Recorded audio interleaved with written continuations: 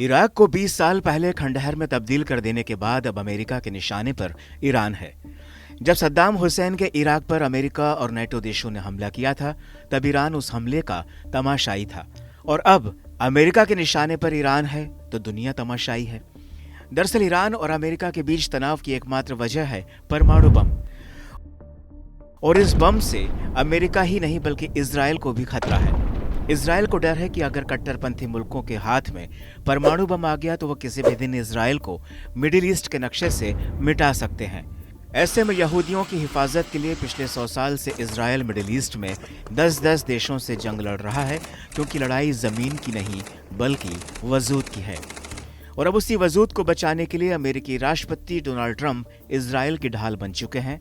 Trump को एक खुफिया जानकारी मिल चुकी है कि ईरान परमाणु बम बनाने के बेहद करीब है। ऐसे में अब ट्रंप और ईरान के सुप्रीम लीडर खामेनेई आमने सामने हैं। ट्रंप ने ईरान को साफ शब्दों में चेतावनी दी है।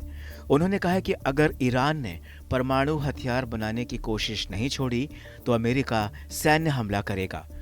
ट्रंप ने आरोप लगाया कि ईरान जानबूझकर परमाणु समझौते को टाल रहा है और वह परमाणु हथियार बनाने के बेहद करीब पहुंच चुका है। ओमान में ट्रंप ने मीडिया से बात करते हुए कहा कि ईरान को परमाणु हथियार के विचार को पूरी तरह छोड़ देना चाहिए। हम उन्हें ऐसा करने की इजाजत कतई नहीं देंगे। जबकि ईरान की तरफ से बार बार कहा गया है कि वह परमाणु हथियार नहीं बना रहा है। ईरान का कहना है कि उनका परमाणु कार्यक्रम शांतिपूर्ण उद्देश्यों के लिए है, जैसे बिजली बनाना या मेडिकल रिसर्च। साल 2015 में अमेरिका और ईरान के बीच एक परमाणु समझौता हुआ था। उस वक्त अमेरिका के राष्ट्रपति बराक ओबामा हुआ करते थे, लेकिन बराक ओबामा के बाद जब डोनाल्ड ट्रंप सत्ता में आए तो साल 2018 में ट्रंप ने अमेरिका को इस समझौते से ही बाहर कर दिया।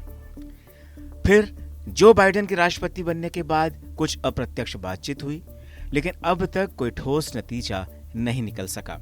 अब सबकी नजरें इंटरनेशनल एटॉमिक एनर्जी एसोसिएशन के चीफ की ईरान यात्रा और आने वाली बातचीत पर टिकी है। IAEA के प्रमुख राफेल ग्रोसी जल्दी ही ईरान जाएंगे ताकि वहां की परमाणु गतिविधियों की जांच अच्छे से कर सकें और पारदर्शिता बनी रहे। यह देखा जाएगा कि क्या कोई समझौता होने की गुंजाइश है, कोई समझौता होता है या फिर तनाव दोनों देशों के बीच बढ़ता है।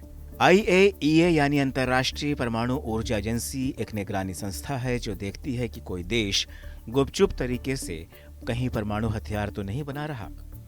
फिलहाल अमेरिका और ईरान में अभी भी बातचीत की कोशिशें जारी हैं। पहले यह कहा गया था कि बातचीत रोम में हो सकती है, लेकिन अब रिपोर्ट्स हैं कि ये बातचीत ओमान में ही होगी।